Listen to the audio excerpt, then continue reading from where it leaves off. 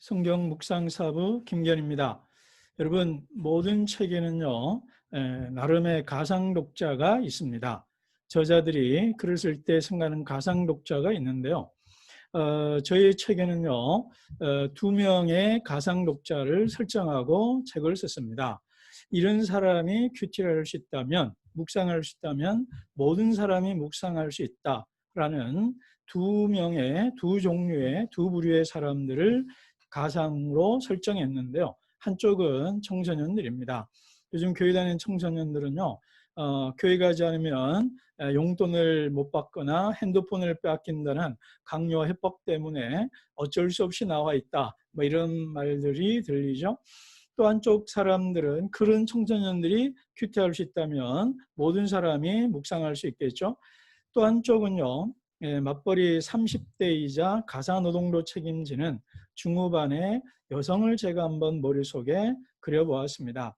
아침에 일어나서 아이들을 씻기고 남편 출근 준비시키고 본인도 출근 준비하고 밥 먹이고 도시락이나 이런 거 챙겨주고요. 그런 다음에 회사에 가서 하루 종일 바쁘게 일을 하는 여성, 그리고 저는 또 우리 주변에서 볼 수 있는 극한 직업이라 할 수 있을까요? 정말 정신없이 일해야 되는 여성들을 생각한다면 제가 일반적으로 경험하는 사람들은 은행에 있는 분들하고 대형마트 캐셔인 분들입니다. 그런 여성들도 큐티할 수 있어야 된다는 거죠. 그래서 하루 종일 일하고 집에 들어오면 우리 현실적으로 여러 가지 가사 노동도 해야 되고요. 그저 지쳐 쓰러지기 바쁜 그런 여성들에게, 그런 사람들에게 큐티, 묵상해라. 이것이 어쩌면 좀 가혹한 요구가 아닐까요? 제가 그런 분들에게도 묵상할 수 있는 방법을 알려줘야 된다. 그런 분들도 묵상할 수 있어야 된다라고 생각을 했습니다. 그런 분들에게 적절한 묵상법, 성경 읽기 법은 무엇이냐? 바로 한 줄 묵상법입니다. 한 줄 묵상법은 뭐냐면요, 간단합니다. 그냥 본문을 천천히 3번 읽습니다. 그리고 마음에 와닿는 한 구절, 한 단어, 두 단어, 세 단어를 고릅니다. 그것을요, 포스트잇 같은 곳에다가 옮겨 적는 거예요. 그런 다음에 뭐 냉장고든 자동차 운전석 앞이든 회사 컴퓨터 모니터에 이렇게 밑에다가 붙여놓고요, 그냥 수시로 보는 것입니다. 자, 요거에 대한 구체적인 것들은 뒤에 얘기하겠습니다. 그래서 이렇게 할 수 있는, 제가 이런 주장을 성경 근거는요, 우리 쉐마라고 하는 신명기 6장 4절에서 9절입니다. 그냥 그 짧은 구절을요, 이스라엘 사람들은요, 항상 집을 나가거나 들어오거나 할 때마다 그 구절을 읊조리거든요. 자, 일단은요, 동양적 전통하고도 이게 맞아떨어져요. 여러분, 그 공자 얘기를 보면요, 공자가요, 주나라에 가서, 주나라 수도에 가서 그 소라는 음악이 있습니다. 그 음악을요, 한 곡을 열흘 동안, 거의 그가 좋아하던 곡이나 술도 먹지 않고 이 한 곡을 주야로 이렇게 음악을 연주했다고 그래요. 연습했다고 그래요. 그러더니 선생이 이제 퇴청하고 들어올 때 이 곡은 주나라 주문왕이 쓴 곡이다 이 말이에요. 깜짝 놀라요. 또 어떻게 그걸 알았냐 물으니까 공자 말이, 이 음악을 연주해 보니까 이 작곡한 사람의 마음이 느껴졌는데 그 마음은 바로 주문왕의 마음이다 이 말이에요. 이런 식으로 해서 하나의 곡을 집중적으로 계속 연습했던 거죠. 근데 이제 서경덕이라는 우리 서화담이라고 그러죠. 이분도요, 글자를 한자 쓴다 그럽니다. 뭐 충, 인, 의, 예, 지, 뭐 이런 단어들을요, 한 단어를 써서 벽에다 붙인 다음에 뭐 3박 4일이고 며칠이고 그 단어만 뚫어지게 생각한다고 그래요. 이게 오래된 동양의 고전적인, 그리고 고전적이면서도 고전을 공부하는 방식입니다. 이것이요, 우리 교회사적으로도 충분히 근거가 있습니다. 5세기 교부인데요, 요한 카시아누스라는 분이 가난한 묵상이라 그랬습니다. 가난한 묵상. 가난하다는 게 뭘까요? 묵상이 가난하다는 게 아닙니다. 주석이니 뭐니 이런 거 다 걷어치우고 오늘 읽은 본문에서 한 단어에만 집중하는 겁니다. 그래서 그 단어를 우리 시편 1편 2절처럼 계속 되뇌고 되씹고 곱씹는 겁니다. 그게 바로 가난한 묵상이라는 겁니다. 그러니까 제가 한 줄 묵상법은 카시아누스가 말한 가난한 묵상의 다른 말인 겁니다. 같은 말입니다. 자, 보네퍼가 또 한 문장 한 단어만 머물러 있으라 그래요. 이 신대 공동생활에 나오는 얘기인데요. 그냥 아버지, 사랑, 긍휼, 십자가, 부활, 뭐 칭의, 뭐 우리 성경에 나와 있는 단어가 얼마나 많습니까? 그 단어들을 한 단어만 묵상하는 겁니다. 머물러 있는 겁니다. 로이드 존스도 그렇게 얘기했다고 그러죠. 성경 읽다가 한 단어가 마음에 와닿으면 계속 넘어가지 말고요. 그냥 그 자리에서 머물러 있으라는 거예요. 그래서 그 구절을 기울이고 되짚고 곱씹는 과정이 바로 묵상하는 방법이고요. 그게 바로 나를 향하신 하나님의 말씀이다 이 말이에요. 그래서 오대원 님은 이렇게 말하죠. 지나온 교회사 속에서 많은 그리스도인들은 성경 말씀을 한 구절 한 구절 묵상하는 것이 가장 효과적인 묵상 방법을 알게 되었다라고 얘기를 합니다. 자, 왜 이렇게 하느냐? 영적 피상성을 극복하는 겁니다. 우리가요, 많이 보지만 본 것이 기억나지 않고요, 성경을 많이 읽지만 기억나는 게 별로 없어요. 남는 게 없습니다. 그런데 많이 읽으면 남는 게 없지만 적은 본문을 반복해서 되뇌면, 읊조리면 그것이 남는 게 있다 이 말입니다. 기억에도 남고요, 마음에 와닿았고요, 몸에 새겨진다라는 겁니다. 그리고요, 큐티라는 묵상이라는 그 방법에는 적은 분량이 적절합니다. 고인이 되신 임준정화 총무님이 그랬죠. 묵상은 넷째로 열에서 15절이면 충분합니다. 앞에서는 한 구절이 좋다고 그랬는데요.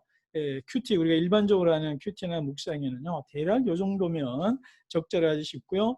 요 정도에서 한 절, 한 단어를 골라라. 그런 얘기인 겁니다.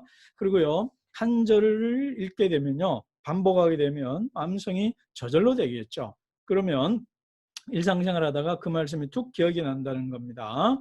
그리고 묵상의 목적에 맞죠. 묵상은요, 빨리 많이 읽는 것에서 정보를 습득하는 것이 목적이 아니고요. 그 말씀에 내가 푹 젖어들고 그 말씀이 내 머리끝에서 발끝까지 완전히 내 몸에 들어와서 나를 바꾸는 것이거든요. 그렇기 때문에 작은 본문, 적은 본문을 묵상하라라는 겁니다. 그런데요, 한 단어 한 구절을 고를 때 주의할 점이 있어요. 그게 뭐냐면 바로 문맥입니다. 문맥을 벗어나서 한 단어를 고르게 되면 자칫하면 오해와 왜곡된 해석과 적용을 하기 십상이거든요. 이단들의 특징이 바로 그겁니다. 제가요, 캠퍼스 전도하러 갔을 때 일인데요. 어떤 만났는데 참 복음이 열려 있더라고요. 와, 오늘 전도 한 명 하겠다 싶어서 열심히 얘기하는데 좀 이상해요. 그러더니 요한복음 어떤 본문을 골라내면서 설말을 하는데 철렁했습니다. 와, 이 사람 말이 맞았다면 내가 이단이 되고 그 사람이 정통이 되는 그런 상황이 된 거예요. 그래서 제가 이때 정신 차리고 그분에게 앞에 4-5구절, 뒤에 4-5구절을 읽어보자고 그랬어요. 그냥 읽기만 했는데도 어떤 일이 벌어진지 아세요? 그 사람 얼굴이 빨개지더니 제게 이런 얘기 하더라고요. 자기는 자기가 믿는 예수를 위해서 자기 부모도 죽일 수 있다 이러더라고요. 그래서 하고 바로 일어났습니다. 여러분, 성경대로 믿는 것이 아니라 자기 방식대로 자기 마음대로 읽고 적용하고 자기 것을 예수에 산다고 착각합니다. 그게 바로 이단이고요. 우리 안에도 그런 위험성이 항상 공존하고 상존하죠. 그러니까 문맥을 벗어나서 한 절이나 한 단어를 골라내는 것은 상당히 위험하다. 그래서 제가 첫 번째 한 줄 묵상법의 첫 번째가 뭐냐면 3번 읽는 거는 반드시 지켜주시라는 겁니다. 자, 저 얘기를 할까요? 그리고 10편, 23편 얘기를 하겠는데요.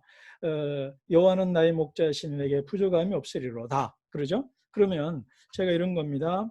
내게 부족함이 없으리로다를 골랐다고 생각해 보십시다. 그러면 나의 목자신이 부족함이 없으리로다를 계속 읊조리는 거예요.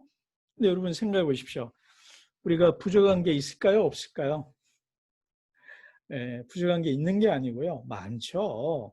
많은데 본문에는 없다고 고백하잖아요. 그럴 때는 첫 번째 기도로 바꾸는 겁니다. 하나님, 내가 부족한 거 많은데 부족한 것이 없도록 해주세요 라고 기도하면 됩니다. 그러면서요, 그 앞에다가 나를 위시한 주변에 내가 기도해줘야 될 가족과 교우들과 아는 사람들의 이름을 넣는 겁니다. 하나님, 우리 아내가, 제 딸이, 아들이 이런 부족함이 있는데 부족함이 없게 해주세요. 공부하는 아들 지혜가 부족하지 않게 해주시고 또 이렇게 그냥 계속 읊조리기만 하면 됩니다. 여러분 또 그 한 사람을 위해서 할 때 일일이 그 사람의 상태와 상황을 하나님께 보고하지 않아도요. 하나님이 다 알거든요. 그러니까 우리 교인 부족하지 않게 해주십시오. 그러면 그 교인의 영적 상태, 또 회사 상태, 가정의 상태 이걸 다 알잖아요. 그 머릿속에 다 지나간단 말이에요. 그러니까 하나님 우리 사랑하는 어느 교우 부족하지 않게 해주세요. 부족하지 않게 해주세요. 그러면 또 우리 아버지, 우리 어머니, 또 우리 장인어른 뭐 이렇게 누구 이렇게 그 이름을 넣으면은요 그 짧은 말 속에 내 마음의 모든 것이 다 담기거든요. 그래서 부족하지 않게 해주세요라는 기도가 되고요. 그 다음에 어떻게 되냐면요 감사가 돼요. 여러분 제가 그 기도하다가요 지나가고 나서 그런 생각이 들거든요. 어느 순간에요 예전에 내가 부족했다고 했던 것이 채워주셨구나 그런 감격이 밀려와요. 그러면 감사가 되는 거예요. 그래서 부족함이 없게 해주셔서 감사합니다. 부족함 없게 해주세요라는 간구와 기도에서 부족함 없게 해주세요 감사와 감격의 노래가 되는 겁니다. 그런 식으로 하는 거예요. 그래서 예를 들면 아까 대형마트 캐셔본 얘기를 했는데요. 이렇게 하다 보면 진상 고백이 오잖아요. 그러면 내 마음 부족하지 않게 해주십시오. 부족하지 않게 해주십시오. 아니면 요한은 나의 목자신, 요한은 나의 목자신을 그 모니터 밑에다가 붙여놨잖아요. 그걸 보면서 조용히 읊조리는 겁니다. 그래서 한 분 지나가고 고백 찍은 다음에 한결 보면서 여호와는 나의 목자시니 여호와는 나의 목자시니 속으로 되뇌는 거예요. 그럴 때 내 마음에 그리고 내 눈에 모든 것들이 주님이 주인이 되어주셔서 내 마음을 지키고 주님이 내 목자 되어주시고 내 앞에 있는 사람이 목자가 되어주시고 일하는 중간중간 남편 걱정, 아이들 걱정 뭐 이런저런 걱정되는 것이 하나님이 내 목자가 되어주세요. 그러면 내가 걱정하는 부분들, 염려하는 부분들의 목자가 주님이시니 주님이 궁극적으로 해결해 주실 거라는 감사와 간구가 동시에 올려지는 겁니다. 그러면 내 마음과 영혼을 지킬 수가 있는 겁니다. 자, 보네퍼가 신도의 공동생활을 썼던 이야기를 하고 마치겠습니다. 그때 보네퍼가 신도의 공동생활을 쓸 때 그 학교에서 너무 경건주의적으로 수도원적으로 가르친다는 말이 있었습니다. 그게 뭐냐면요, 이렇게 성경 묵상법, 한 줄 묵상법을 시켰던 겁니다. 그 중에 신학생들이요 거부감이나 반발심이 꽤 있다고 그래요. 근데 그 중에 한 제자가 군대 전쟁 2차 세계전에 나가서 그 중에서 그때 편지를 보냈다고 그래요. 그 편지에 이런 말이 있다고 그럽니다. 배경이 뭐냐면요. 스님이 보네퍼가 그런 걸 가르칠 때 상당히 싫었다는 거예요. 그런데 그 전쟁터에서 전쟁의 참호와 참화 속에서 한 절을 읽게 됐다는 거예요. 바쁘니까 그 상황에서 많은 본문을 읽을 수가 없잖아요. 그래서 한 절, 두 절을 읽게 되었다는 거예요. 그러면서 보네퍼에게 보낸 편지 이렇게 썼다고 그래요. 성서 본문이 상상도 할 수 없을 만큼 깊은 곳에서 스스로를 자주 열어 보이더군요. 모름지기 사람은 성서 본문을 끌어안고 살아야 합니다. 그러면 성서 본문이 스스로를 열어 보이거든요. 선생님께서 우리를 격려하여 그리하게 해주셨는데 이제야 감사를 드립니다.